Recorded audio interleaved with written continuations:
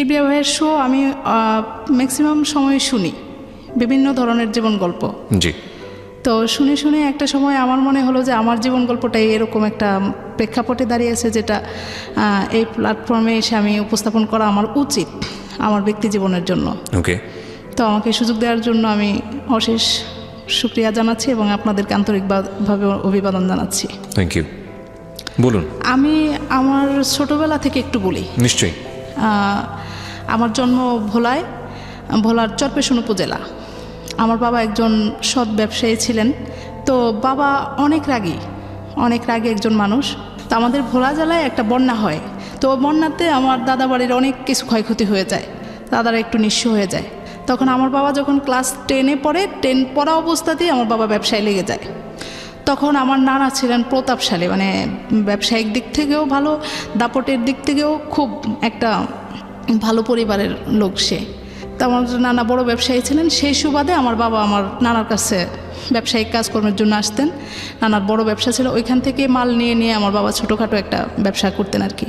তো এরকম করে করে আমার মা যখন ক্লাস 6-এ পড়ে, আমার মা খুব সুন্দরী, আমার মা খালারা খুবই সুন্দরী। তা আমার বাবা দেখে পছন্দ করলো। তো করার পরে আমার নানাকে তার বন্ধুবান্ধব দিয়ে জানানো হয়েছে যে এরকম আমি তাকে বিয়ে করতে চাই। তো যাই হোক, নানা রাজি হলো। তো অনেক কষ্ট পরিশ্রমের মধ্যে দিয়ে তাদের এই সংসার জীবন শুরু। তখন আমার বাবা ছোট একটা ব্যবসা দিলেন। আচ্ছা।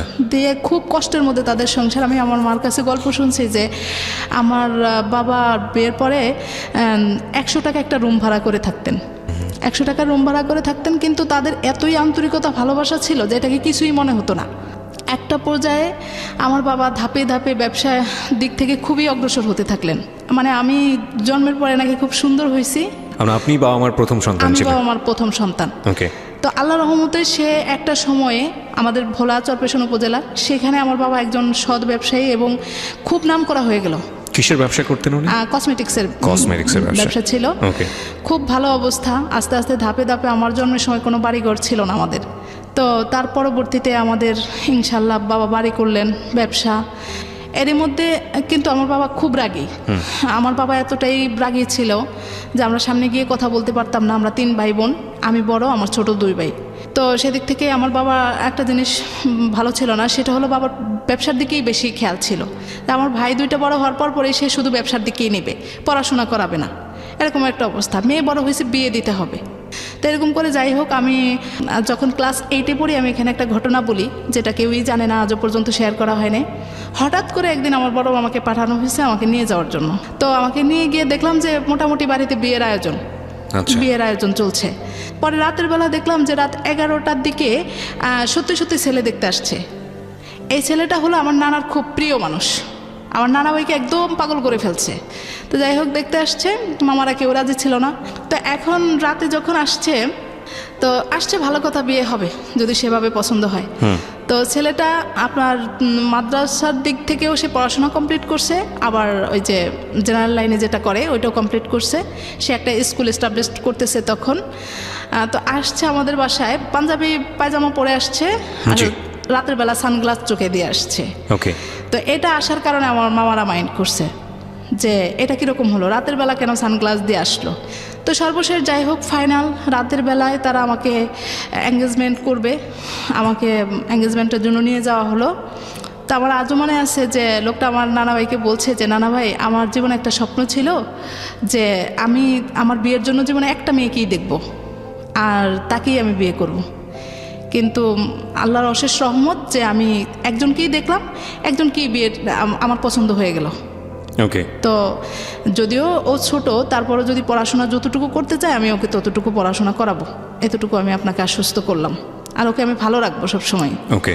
তো যাই হোক, দেখে আমাকে একটা আংটি পরানো হলো। তো পরে যাই হোক, বাবাও সেভাবে রাজি ছিল না, এখন নানা ভাইয়ের উপরে কথা বলতে পারতেছে না। পরে মামারা দেখি যে একটু কীরকম বলতেছে, এই কি এরকম ছেলে, এরকম সেই। পরে সকালে উঠে আমি রাজি না, আমি আমার বাবাকে একটা চিঠি লিখলাম, বললাম যে বাবা আমি পড়াশোনা করতে চাই। চিঠি লিখলেন মানেটা হচ্ছে বাবাকে সরাসরি বলতে পারবেন? না, পারবো না, বাবা খুব রাগী, আমি সামনে গিয়ে চোখের দিকে তাকিয়ে কথাই বলতে পারবো না। ওকে। তো লিখলাম যে বাবা আমি পড়াশোনা করতে চাই, আব্বু আমি খারাপ কিছু করব না বা এমন কিছু হবে না যেটাতে আপনার কোনো মান সম্মান নষ্ট হয়, কিন্তু আপনি আমাকে এই বিয়েটা দিবেন না। তো এটা বলার পরে আব্বু যখন চিঠিটা পড়লো তখন বলল যে হ্যাঁ আমার একটাই মেয়ে, ঠিক আছে। আমার আম্মাকে নিয়ে একটু ঝামেলা করলো যে তোমার বাবার কারণে এরকম না, আমি মেয়েকে বিয়ে দিব না। তো যাই হোক ওইখানে আব্বু স্টপ করে দিল, বললো যে আংটিটা ফেরানো হোক, এখানে আর দরকার নেই। পরে কিবরিয়া ভাই যেটা হলো, ছেলেটা এতটাই পাগল ছিল যে 2টা বছর সেই ঘুরতেই থাকলো। এরকমও দেখা গেছে যে বাড়ির দরজায় এসে দাঁড়িয়ে থাকতো, 2 দিন পর পরে নানা ভাইকে পাঠাতো আমাদের বাসায়, বলতো যে একটু গিয়ে দেখেন একটু ম্যানেজ হয়েছে কিনা। পরে আমি ইন্টারমিডিয়েট পরীক্ষার 7-8 দিন আগে আমার বিয়ের কথাবার্তা চলছে, পরে 7 দিনের মধ্যেই আমার বিয়ের অ্যারেঞ্জ হয়ে গেল। তা আব্বু এই বিয়েটাতে তত বেশি একটা রাজি ছিল না। ছেলেটা কি করতো বা কি অবস্থা কিছু জানতেন? ছেলেটা তখন ঢাকায়, আমার বাবা জানলো যে ঢাকায় বড় চাকরি করে সে তখনকার সময় 30,000 টাকা বেতন পায়, এরকম কথা শুনছে। এবং ছেলের ঢাকায় জায়গা আছে কিন্তু এখনও বাড়ি করতে পারেনি। তো শোনানোর পরে আব্বু বলছে যে আর আমাদের ওইখানে একটা আছে যে তৌরতখার লোকজন আমাদের ভোলা জেলায় বেশি পছন্দ করে, তো সেদিক থেকে তারা ওইখানকারই লোকজন, সব কিছু মিলে আব্বু রাজি হয়ে গেল। তা আব্বু জানে আমি একটু ভীতু মানুষ, তখন বলছে যে না, অনেক জোরজার করেই আমার শ্বশুরবাড়ির পক্ষ থেকে অনেক জোরজার করেই আর কি আব্বুকে ম্যানেজ করা হয়েছে। আব্বু বলছে যে আমার মেয়ে তো এরকম গ্রামে থাকতে পারবে না, এরকম কারেন্ট নেই, বাড়ির দরজাটাও ভালো ছিল না। পরে বলে যে না, আমার ছেলের বউ গ্রামে থাকবে না, ছেলেকে বিয়ে করাবো তার সাথে থাকার জন্য। আমার ছেলে ঢাকায় থাকতে একা রান্নাবান্না নিজে করে, সেই বউ তার সাথে থাকবে। তখন আমার আব্বু চিন্তা করলো যে যেহেতু মেয়েকে ঢাকায় নিয়ে যাবে অসুবিধা নেই। তো সব কিছু ঠিকঠাক হলো। তা আমি মিথ্যে বলবো না, আমার আব্বু আমাকে ডেকে জিজ্ঞেস করছে যে তুমি কি বলো। আমি বলছি আব্বু আপনি যেটা ভালো মনে করেন আমি সেটাই ভালো মনে করি, আমি কি বলবো। পরে যাক বিয়ে হলো, বিয়ে হওয়ার পরের থেকেই শুরু হলো এই আমাকে আমার শ্বশুরবাড়িতে নিয়ে যাওয়া হলো। কিছুদিন পরে আমাকে ঢাকায় পাঠানো হলো। আমার মেজো দেবরটা বাইরে চলে যায়। যখন বিয়ে হলো তখন আপনার বয়স কত? তখন আমার 18 হয়ে গেছে। পড়াশোনা করছিলেন সেই সময়টাতে নাকি একদম বাড়িতে বসা?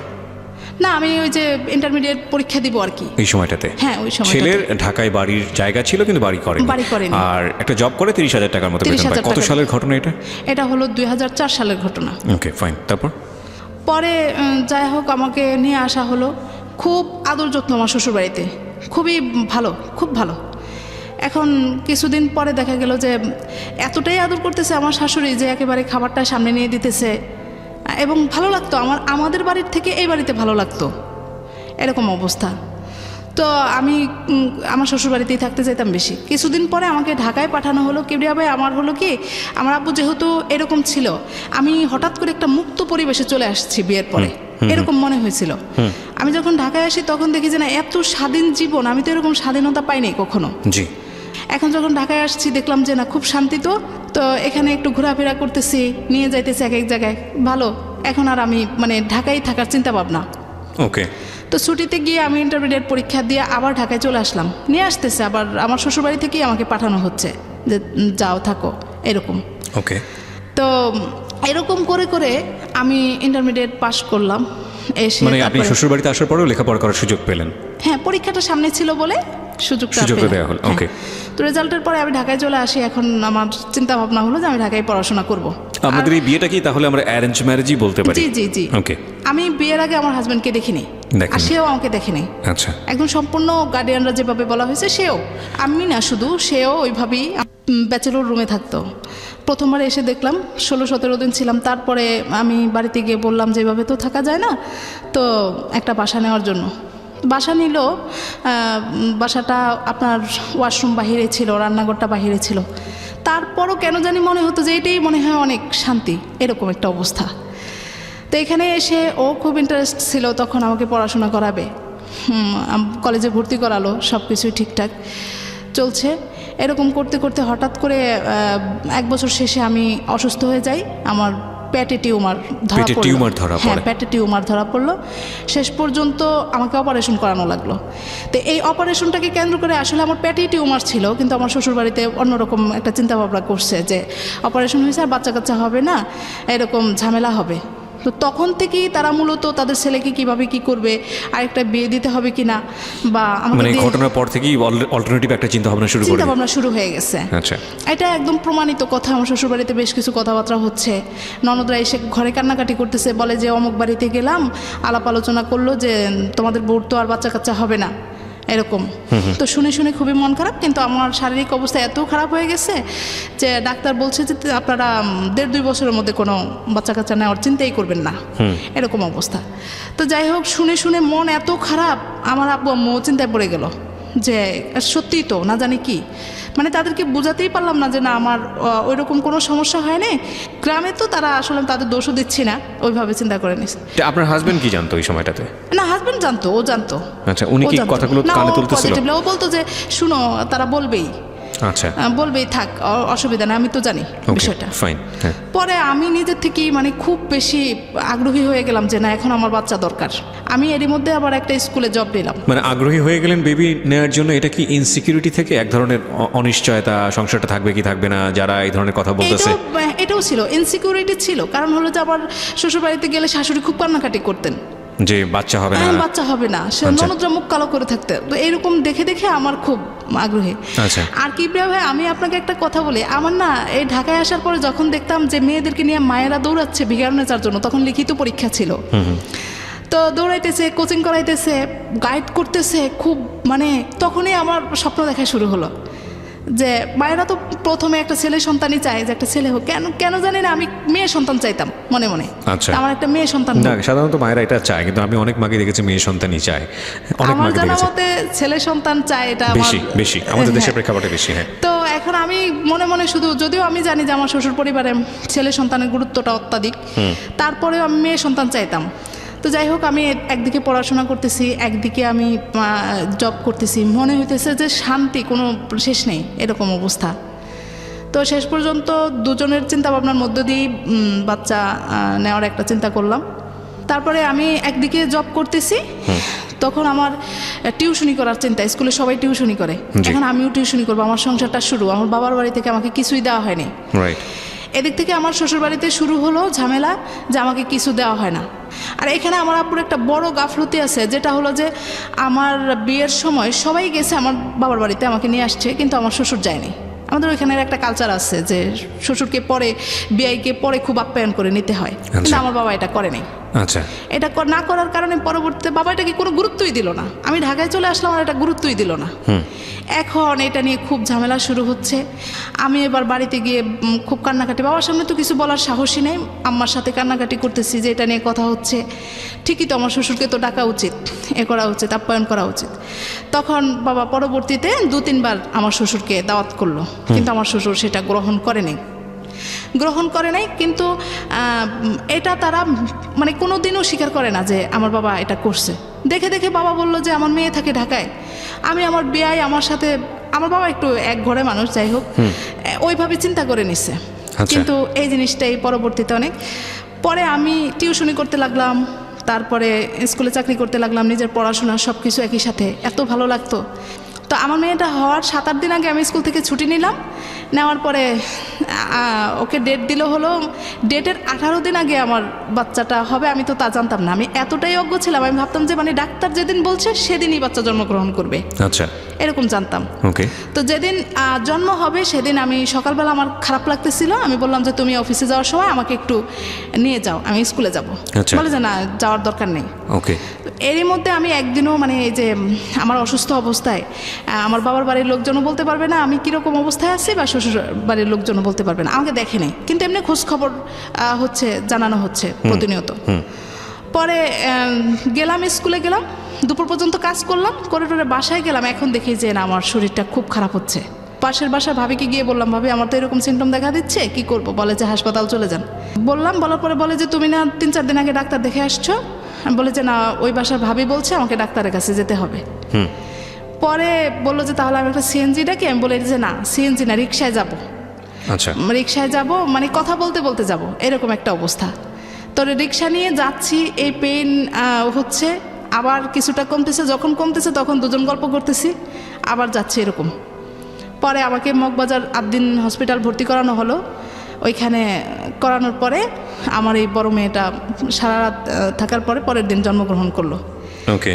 তো তারপরে আমি যখন স্কুলে খবর দিলাম, ওরা ভাবতেই পারে না যে কি বলে, কালকেও স্কুল করে গেল, ডিউটি করে গেল, এই মানুষটা আজকে বলে যে এরকম অবস্থা। পরে জন্মগ্রহণ হলো, ঠিক আছে, সব কিছুই ওকে হলো, নর্মালি বাচ্চা জন্ম নিল, কিন্তু বাচ্চাটা খুব অসুস্থ ছিল।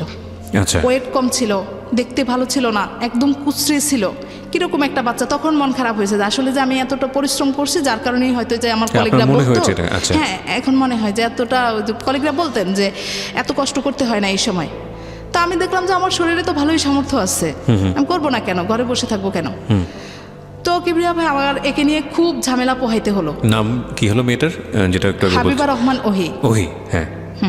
তো ওকে নিয়ে আমার খুব ঝামেলা, সুস্থ ছিল না, খুব খারাপ অবস্থা। পরে হওয়ার পরে আমাদের বাড়ি থেকে আম্মা আসলো, মামিরা সবাই আসলো, আমার শ্বশুরও আসছেন। এসে খুব প্রথম আপনি বেশ সবাই খুব খুশি। জি। পরে আমাকে 18 দিন পরে, ওর 18 দিন বয়সে আমি আমার বাবার বাড়িতে যাই। প্রথমে শ্বশুর বাড়িতে যাই, সেখান থেকে কিছুদিন থেকে আমার বাবার বাড়িতে যাই। আচ্ছা। তো এখন বাচ্চাটা অসুস্থ জন্য আমাকে আমার আম্মা ঢাকায় আসতে দিল না। তো 3.5 মাস বয়সে আমি আবার ঢাকায় চলে আসি। তখন বাচ্চাটা একটু ফুরফুরে হয়েছে। বাবা মার কাছে ছিলাম, খুব যত্ন আদি, ভালো একটু মোটামুটি, কিন্তু অসুখ তার লেগেই থাকে, একটার পর একটা, একটার পর একটা। জি। তো এরই মধ্যে আমি যখন ঢাকায় চলে আসি, এখন আবার আমাকে স্কুল থেকে, আমি কিবরিয়া ভাই মানে ভালোই টিচিং দিতে পারতাম আর কি, যার কারণে তারা খোঁজ খবর নিচ্ছে। আর পরে গেলাম ওকে নিয়ে, এখন বলে যে না আপনি আবার স্কুলে জয়েন করেন।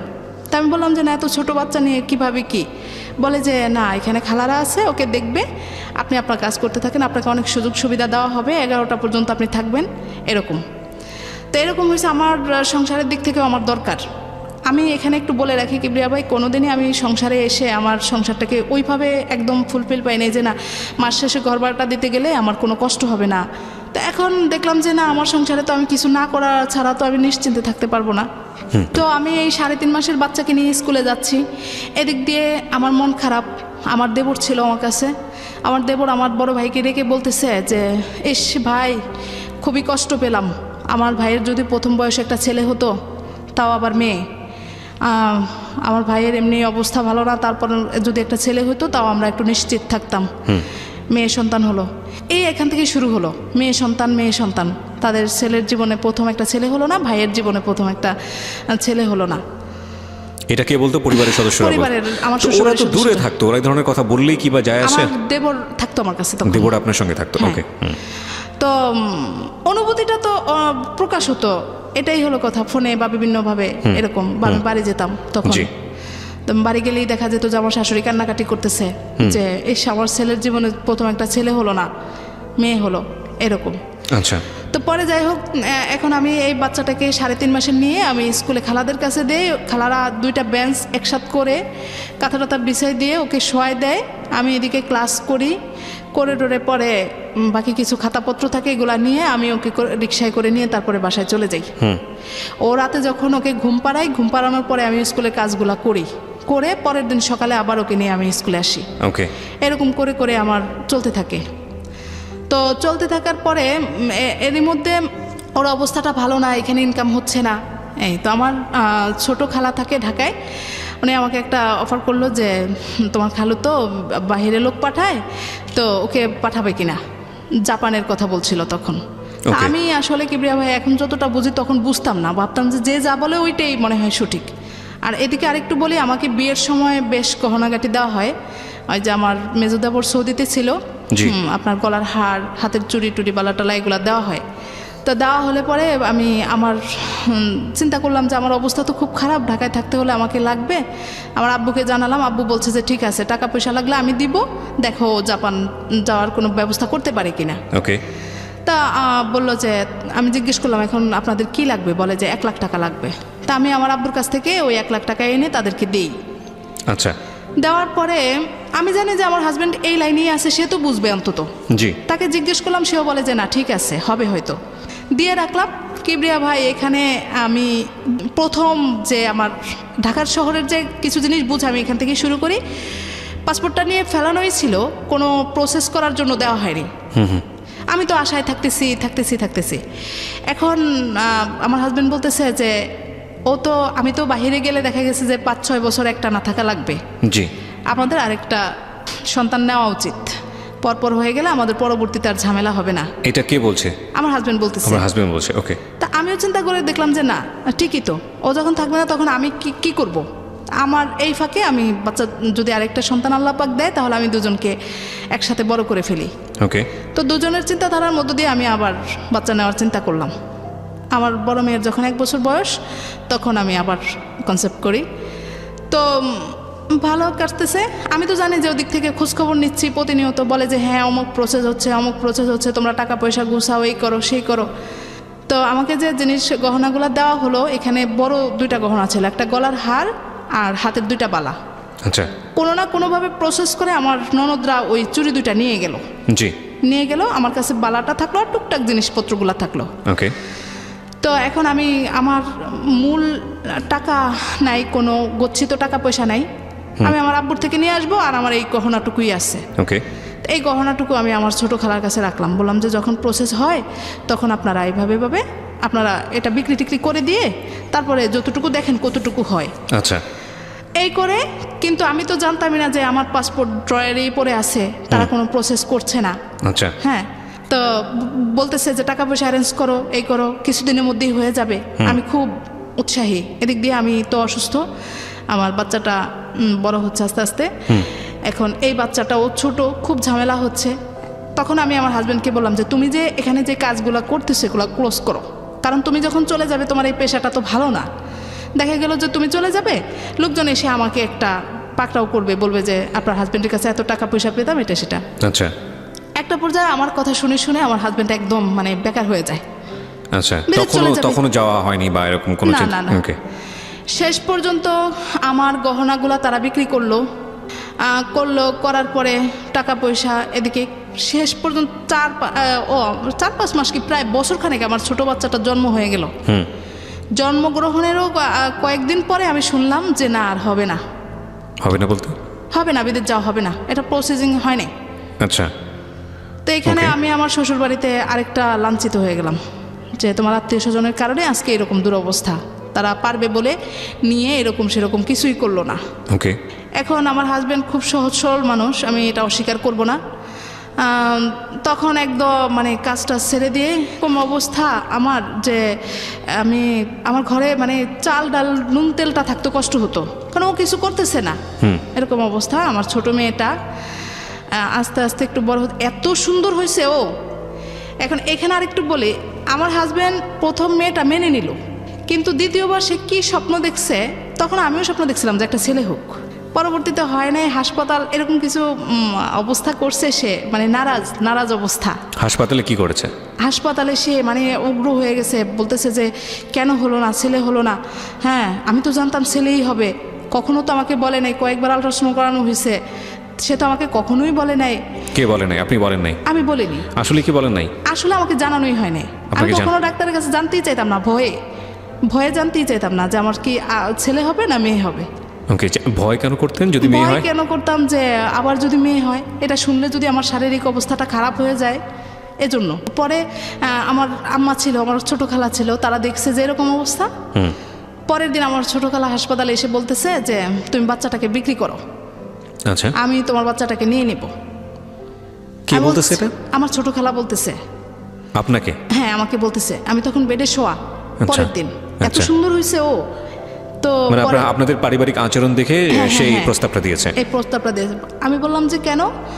বলে যে তোমারও মন খারাপ, আর ওর বাবাকে যেরকম দেখলাম মনে হয় না সে মেয়ে দেখে খুশি। আসলে মেয়েরাই যে ভালো, আর আমাদের পরিবারে মেয়ে কম বলে আমাদের পরিবারে খুব চাহিদা মেয়ের।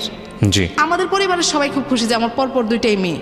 এখন বলছে যে তোমার মেয়েটা এত সুন্দর হয়েছে, ওকে আমি নিয়ে নিব, তোমাকে আমি 3 লাখ টাকা দিয়ে দেই, তুমি মেয়েকে আমাকে দিয়ে দাও। তুমি একটু সুস্থ হলে তাকে জিজ্ঞেস করো সে কি মেয়ে দেখে কি খুব বেশি নারাজ, যদি হয়ে থাকে আমি ওকে কিনে নিব, ওকে আমি মানুষ করব। তো সত্যি সত্যি আমারও মনের মধ্যে খুব ছিল, আমিও গিয়ে তাকে জিজ্ঞেস করছি, বলি যে মেয়ে বাচ্চা আমার একদমই পছন্দ না, এই দিকগুলো দেখে দেখে আমারও নিজেরও এখন কেন জানি মেয়েদের প্রতি একটা তো আপনি অনীহা। এক ধরনের প্রতিবাদ করতেন না যে না না এটা- কিছুই করতাম না, কিছু বলতেন না? না এখন আমার মন থেকে কেন জানি একটা আমারও অনীহা চলে আসছে। ওই সময়টাতে যে না মেয়ে হ্যাঁ, বাচ্চা, হ্যাঁ, যে আসলে Okay. ছেলে দরকার। তারপরে যাই হোক আমি ঢাকায় আসলে মোটামুটি আবার ঠিক হয়ে যাই। আচ্ছা বাড়িতে গেলেই সমস্যাগুলো হয়, কিন্তু ঢাকায় আসলে ঠিক হয়ে যায়। এরই মধ্যে যখন আমার হাজব্যান্ড পুরোপুরি একদম বেকারের মতো অবস্থা, হালকা পাতলা কিছু করে, তখন আস্তে আস্তে প্রকাশ পেতে শুরু করলো। আমরা একটা বড় বাসা নিলাম, মানে 2 বাচ্চা হয়ে গেছে, এখন একটু বড় ফ্ল্যাট নিলাম, আগে ছোট বাসায় ছিলাম। তো আমাকে একটা জিনিস একটু বলেন, মানে আমার মাথায় আসছে না, যেহেতু আপনার হাজব্যান্ডের কোনো ইনকাম নাই, আপনাদেরও 2 বাচ্চা হয়ে গেছে, খুব স্বভাবতই একটু বড় বাসা দরকার, কিন্তু যখন একটা বড় বাসায় যাচ্ছেন তখন একটু চিন্তা ভাবনা করার দরকার না যে এই পয়সাটা কোত্থেকে আসবে? জি, আমার ছোট ভাইটা তখন আমার সাথে ছিল। আচ্ছা। তখন ভাইকে বলছি, ভাই তুই, আমার সাথে ছিল বলতে অন্য জায়গায় থাকতো, ভাইকে বলছি ভাই তুই আমার সাথে থাক, আমার সাথে থেকে আমাকে কিছু দে, এখানে থাকলে হয় কি বাসাটা একটু বড় হলো, ভাই তো আর সবসময় থাকবে না সারাদিন, এরকম একটা চিন্তা ভাবনা। আর আমি টিউশনি বাড়িয়ে দিলাম, স্কুল করতে লাগলাম, আচ্ছা এরকম অবস্থা। আর ওকে বললাম যে তুমি টুকটাক কিছু করো। আচ্ছা তো খুব কষ্টের মধ্যে বাসা ভাড়াটাই দেই, কিন্তু খাওয়া দাওয়া খুবই কষ্ট, এরকম করে দিন যেতেছে। এখন এই থেকেই আমাদের সংসারে অশান্তি শুরু। মানে আমিও সহ্য করতে পারি না যে আমার ইনকামটা কেন, আমার টাকাটা আমি জমাবো, এই করবো সেই করবো, কেন সংসারে খরচ করি, তুমি কেন ভালো কিছু করতে পারতেছো না। ও কি চেষ্টা করতো না নাকি, মানে চেষ্টা করতে হতো না? ব্রেক হয়ে গেছে জাপান যাওয়ার বিষয়টা নিয়ে, আবার তার চেষ্টাটা কম। আচ্ছা ওকে। এই করে করে ওর সাথে আমার দ্বন্দ্ব বিরোধটা লেগে যাচ্ছে, মাঝে মাঝে ঝগড়া বিবাদ হইতেছে, মাঝে মাঝে ঝগড়া বিবাদ হইতেছে। এখন কিছু কিছু সময় সে তার পরিবারে এগুলা ব্যক্ত করতেছে, ব্যক্ত করার কারণে এই আমার শ্বশুর শাশুড়ি এখান থেকেই শুরু করে তোমার পরিবার বাড়িতে পাঠিয়ে দাও। মানে বিষয়টা হচ্ছে ঢাকা থেকে থাকার, যেহেতু তুমি এফোর্ড করতে পারছো না, সুতরাং ঢাকা থেকে তুমি ওকে গ্রামের বাড়িতে পাঠিয়ে দাও। হ্যাঁ, এখন আমার কথা হলো যে আমি যাব না, আমি আমার মেয়েদেরকে আমি ঢাকায় পড়াবো, যত কষ্টই হোক না কেন, আমি আরো বেশি কষ্ট করবো। তখন আপনার মেয়েরা কোথাও পড়াশোনা করে না? না, ছোট। আচ্ছা তো দেখতে দেখতে আমার বড় মেয়েটা যখন 5 বছর বয়স, তো ওকে আমি অন্য কোনো স্কুলে দিই, আমি যে স্কুলে ছিলাম আসা যাওয়া করতো আর কি। খুব ইন্টারেস্ট, আমি তো আগের থেকেই আমার ফিগারনেসে কবে মেয়ে বড় হবে আমি পারি না যে টেনে হিস্ট্রি বড় করি। আচ্ছা 5 বছর বয়স যখন হলো, নার্সারিটা কোনো রকম পড়ছে, তখন আমি ওকে ট্রায়াল দেওয়াইলাম ফিগারনেসের জন্য। হ্যাঁ, ফিগারনেসের প্রতি আপনার এতটা শখ কেন? মানে ওই যে মেয়েরা, ফিগারনেসটা গার্লস স্কুল, হ্যাঁ। অনেক স্টুডেন্ট, তারপরে ভালো লাগতো পড়াশোনাটা। আমি বিগত দিনগুলাতে, বিগত বছরগুলাতে আমি প্রশ্নপত্রগুলো একটু গাইডের পিছনে দেখে দেখে আমার কেন জানি না এটা একটা ফিগারনেসের প্রতি একটা মায়া, আলাদা একটা মায়া। আলাদা যোগ ছিল। তো এখন আমি মেয়েকে পরীক্ষা দেওয়ালাম, তখন পরীক্ষাও ছিল, লটারিও ছিল। আচ্ছা এখন পরীক্ষা দেওয়ায় দেখলাম যে না, সে পরীক্ষায় আসছে, রেজাল্ট আসছে, তা আসছে। এরই মধ্যে আমার কথা হলো এবছর আমার ফিগারনেসে না হলে আমি ভালো একটা স্কুলে দিবই আমার মেয়েকে। আচ্ছা তা আমি করলাম কি, ওকে ন্যাশনাল আইডিয়াল স্কুলটাতেও পরীক্ষা দেওয়ালাম। এখানে বাসাইতে আসলো, কিন্তু লটারির ডেট দিল পরে। এরই মধ্যে আমি ন্যাশনাল আইডিয়ালে পরীক্ষা দেওয়ালাম, দেওয়ানোর পরে মেয়ে এখানেও টিকে গেছে। তো টিকে যাওয়ার পরে এখন আমি তো ওর বাবাকে বলতেছি যে লটারিতে আসবে না, ওইখানে আমাদের এত ভালো ভাগ্য নাই, তুমি মেয়েকে এখানে ভর্তি করে দাও। তো ন্যাশনাল আইডিয়ালে আবার খরচটা বেশি। তা এখন বলতেছে যে না, আমার কেন জানি মনে হয় ও এখানে টিকে যাবে। ওকে। আমি বলি যে না, লটারির উপরে তুমি ইয়ে করে থাকো না, এখানে 3 দিন সময় দিছে, তুমি ভর্তি করো। এটা নিয়ে একটা পর্যায়ে আমি একবারে খাওয়া দাওয়া বন্ধ করে দিই, রাগ করে, তুমি আমার মেয়েকে পড়াইতে চাও না। বলে যে না, আমার কেন জানি মনে হয় ও টিকে যাবে। তো যেদিন রেজাল্ট হবে সেদিন সকালবেলা শীত, অনেক ঘন কুয়াশা। তো আমি ফজর নামাজ পড়ে শুয়ে আছি, সে দেখে যে রেডি যাবে রেজাল্ট আনতে। আমি বলে যে শুধু শুধু মেন ব্রাঞ্চে দেয় রেজাল্টটা। তো এখানে কেবিয়া ভাই আপনি জানেন কিনা আমি জানি না, যে ওইখানে নাকি বাংলাদেশ ব্যাংক থেকে নাকি কি খুব একটা সুন্দর সিস্টেম নাকি করে। আমি আর যাইনি, ওর বাবা গেল, গিয়ে পরে আপনার খবর দিল যে না, মেয়ে হয়ে গেছে।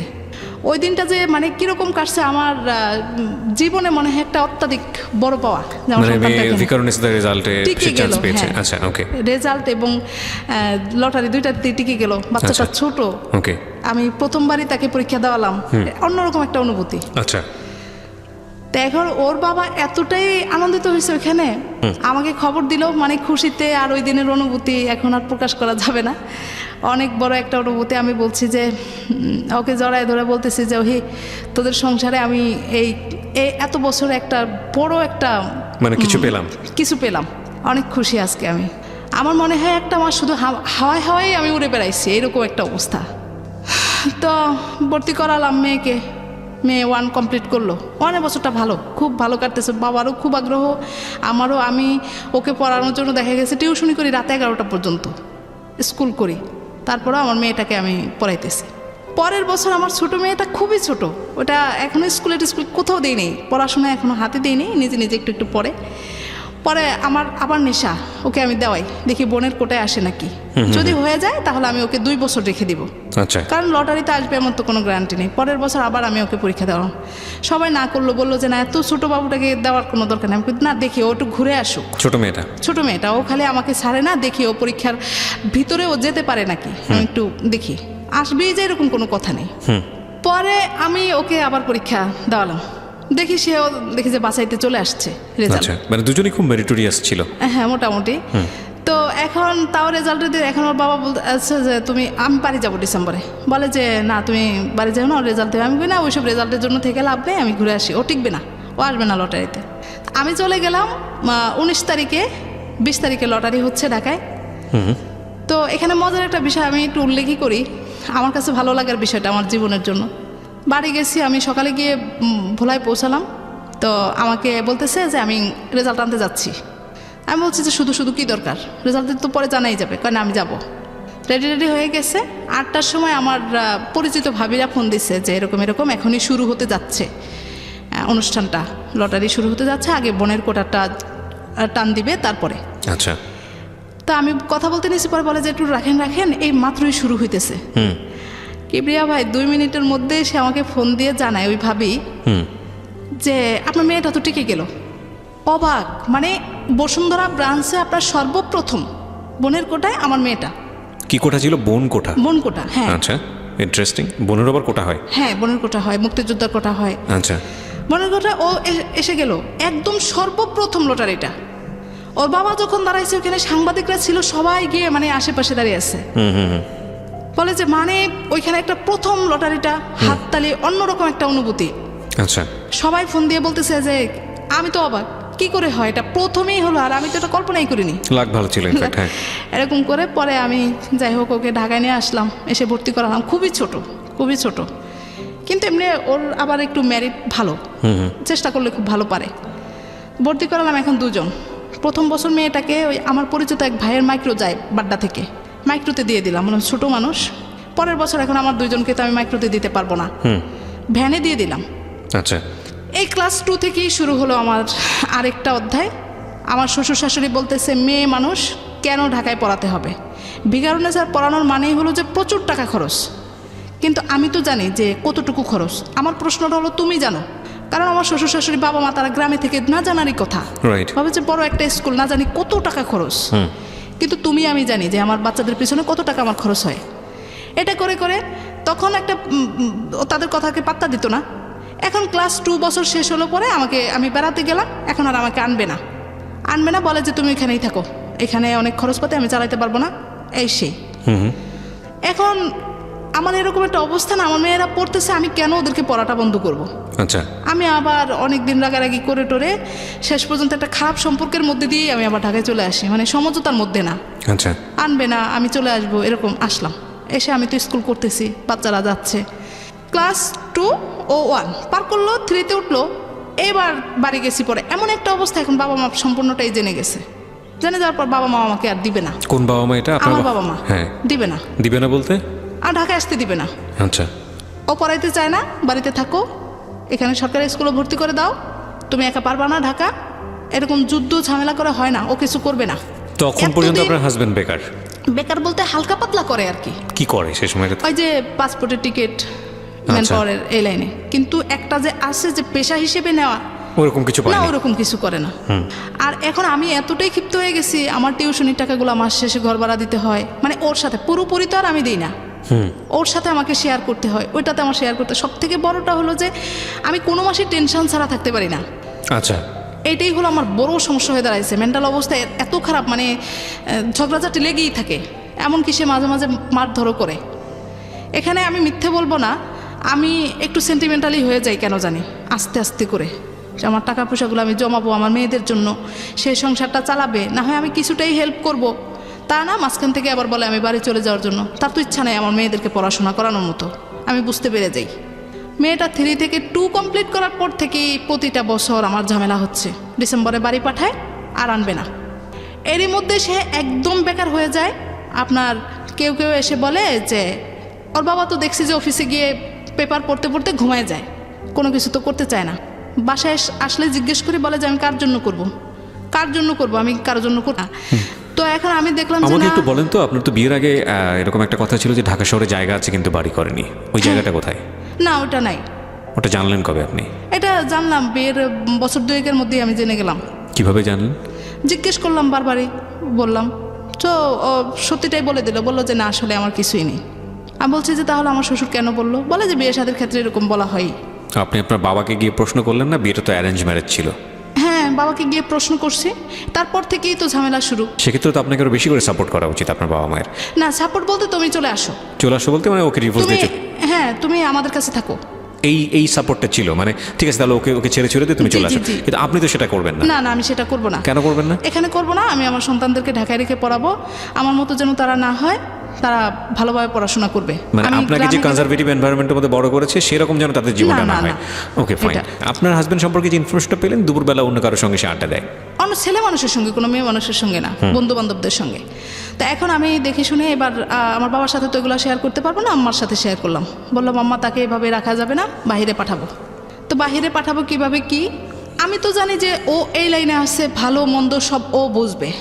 আমি বললাম যে এরই মধ্যে আমি যে আমার গলার যে হারটা আমার ছোটো খালার কাছে ছিল, সেই গলার হারটা পরবর্তীতে জাপান যাওয়া হলো না, ওইটা বিক্রি করে আমি আমার বড় ভাইটাকে দেই, বলে যে আমাকে কিছু একটা করে দে, তো আমার জন্য একটা জায়গা রাখে আমাদের ওইখানে। আচ্ছা।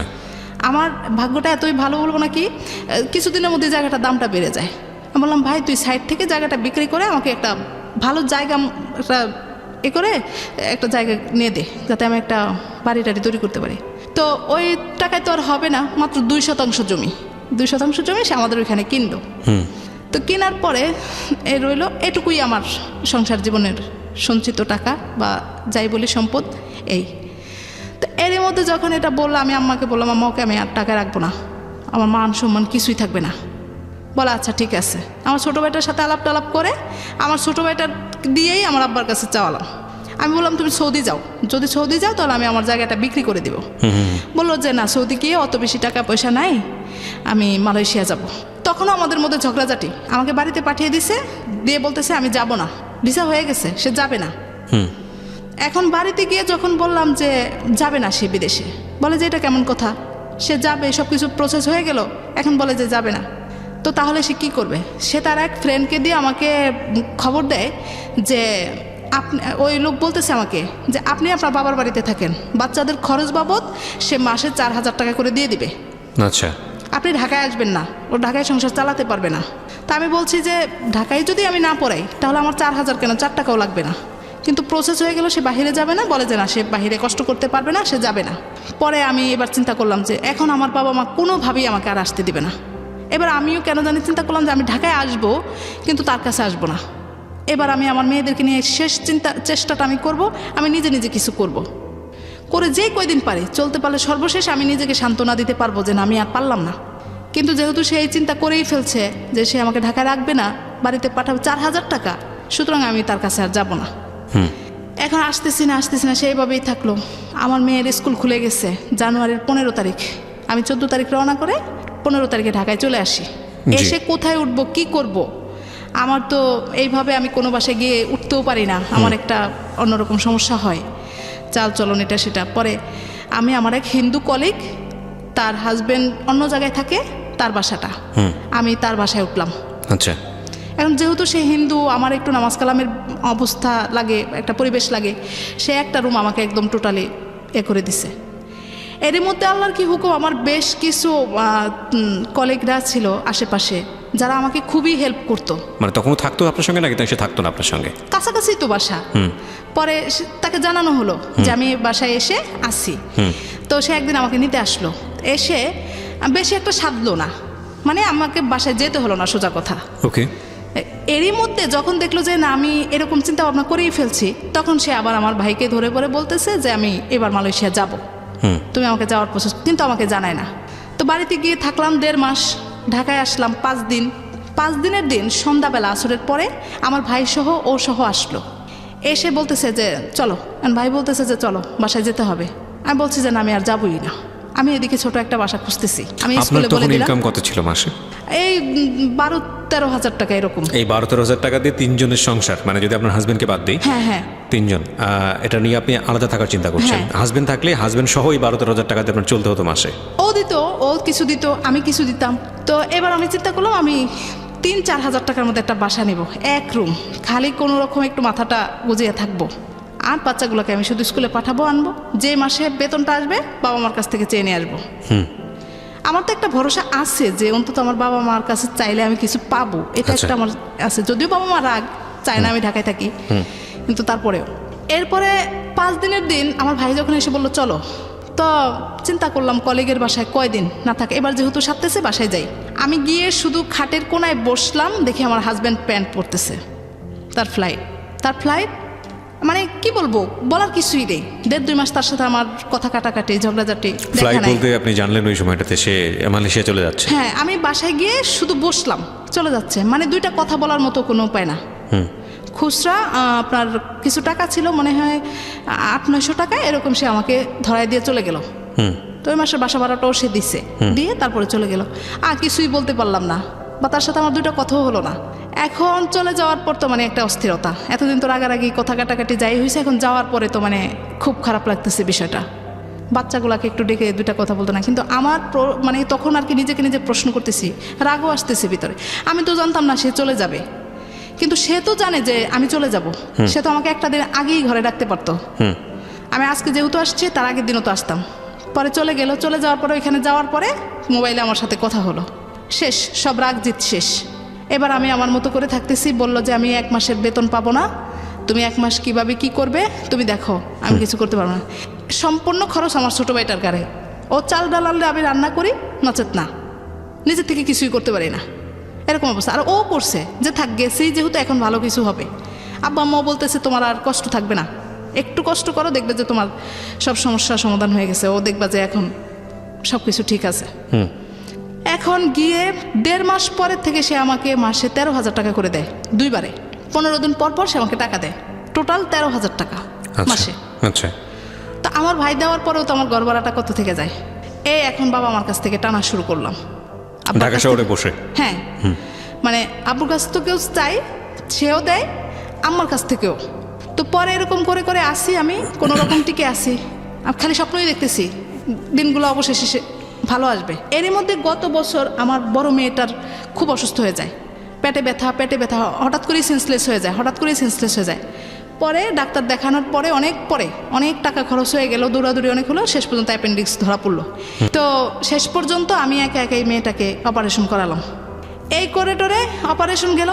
এখন আমার হাজব্যান্ডকে তো বিভিন্নভাবে বোঝানো হচ্ছে আমি কিভাবে একা ঢাকায় থাকি, এটা কি করে সম্ভব, মানে ওনার ফ্যামিলি থেকে? হ্যাঁ, কি করে সম্ভব। এখন দেখি যে আমার হাজব্যান্ড প্রথম 2-3 মাস ভালো ছিল, ব্যবহারটা এখন আর আগের মতো নাই, কেমন জানি উগ্র একটা আচরণ করতেছে। বাচ্চা কাচ্চার প্রতি বিন্দু মাত্র মন নেই, ফোন দেয় না, কথা বলে না, 22 দিন 23 দিন 24 দিন এরকম কথা বলে না। আর এদিক দিয়ে তো আমি হতাশ হয়ে যাই, কি হলো, নিজের তাগিদে বিদেশ পাঠাইছি। আপনার জব তখনও আছে নাকি? আচ্ছা, জব তখনও আছে। এখন আমি সংসার, অসুস্থ বাচ্চাটাকে নিয়ে, একদিকে আমি চাকরিটা, আমি মানে নিরুপায়, কিছুই করতে পারতেছি না। পরে গত বছর মে মাসে ওর অপারেশনটা হলো, আমি জুন মাসে চাকরিটা ছেড়ে দিই। দিয়ে এখন ডাক্তার বলতেছে যে ওকে 6 মাস বেড রেস্ট, কোনো নড়াচড়া করা যাবে না। এদিক দিয়ে আমি আরেকটু বলি, ও যাওয়ার পরে আমি তো এলাকায় দীর্ঘদিন, তো সবাই মোটামুটি সম্মানের দৃষ্টিতেই দেখে, যেহেতু আমি একজন টিচার মানুষ আর আমি ওইভাবেই থাকি। ও যাওয়ার পরে দেখি যে ওর বন্ধুরা বেশ কিছু লোকজন আমাকে ফোন দেওয়া শুরু করে।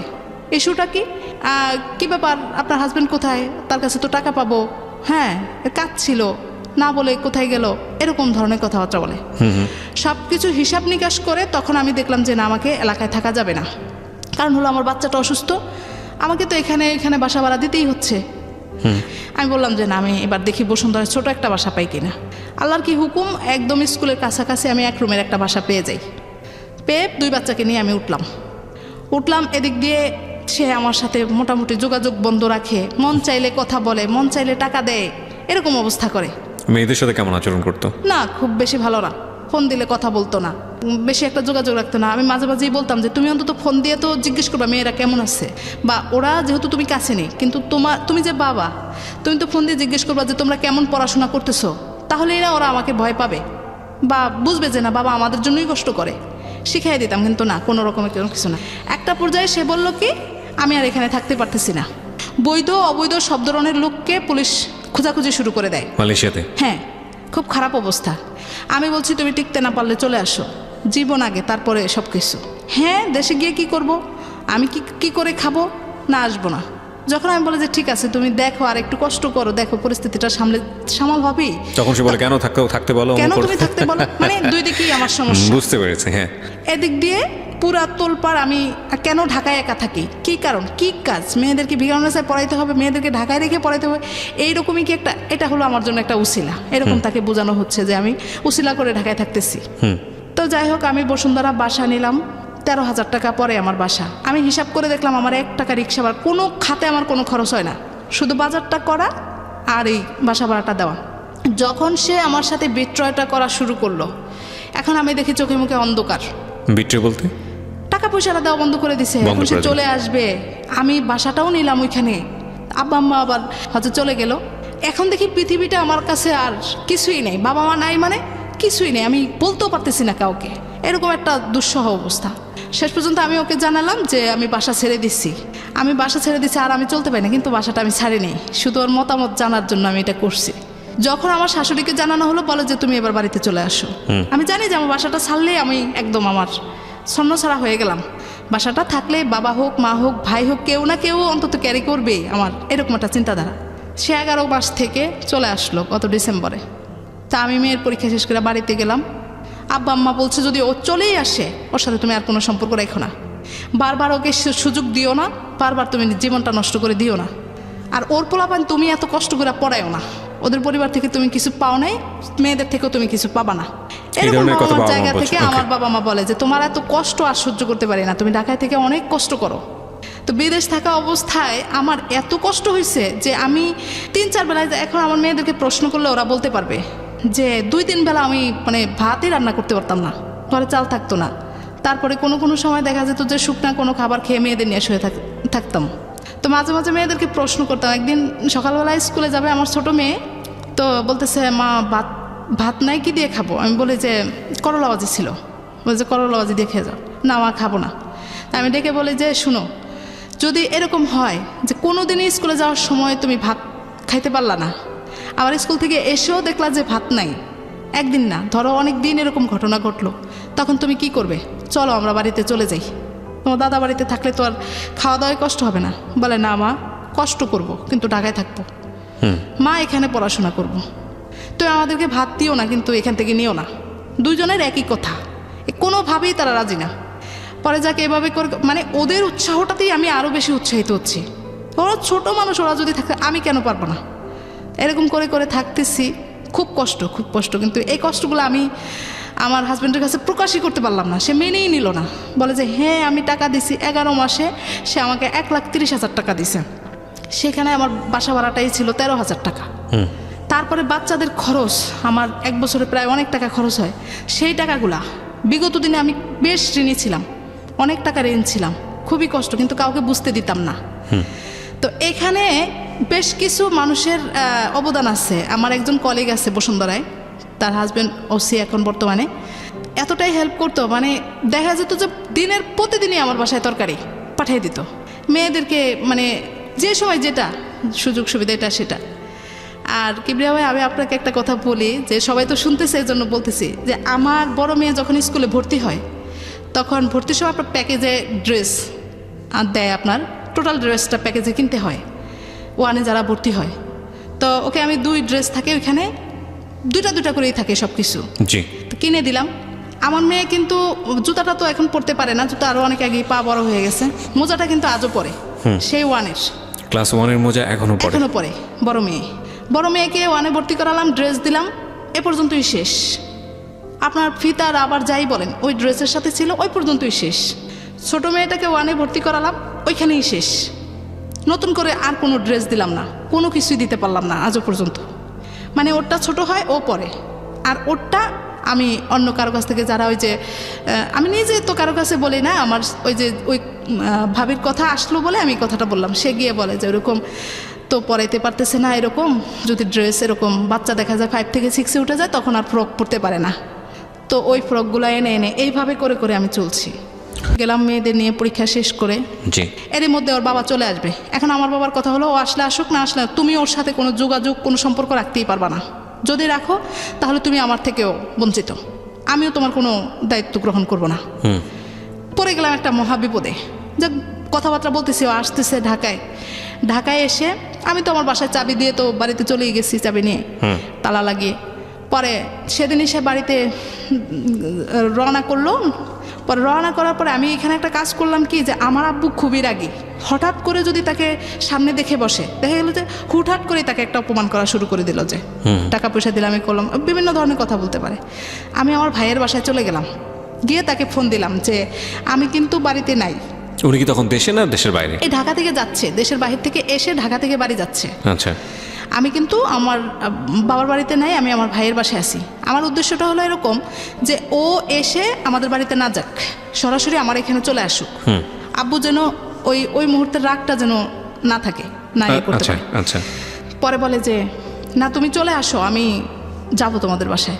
আর বলে যে আমরা পরে শেষ পর্যন্ত বলেই ফেললাম। আব্বু কিন্তু অনেক রাগে ক্ষোভে আছে, দেখলে কিন্তু দেখা গেল যে হুটহাট করে কিছু বলে ফেললো, এটা করা যাবে না। পরে তো মনে সবারই খারাপ লাগবে, আমারও খারাপ লাগবে। আমি এখানে আসি, ওইখানে যাওয়ার দরকার নেই।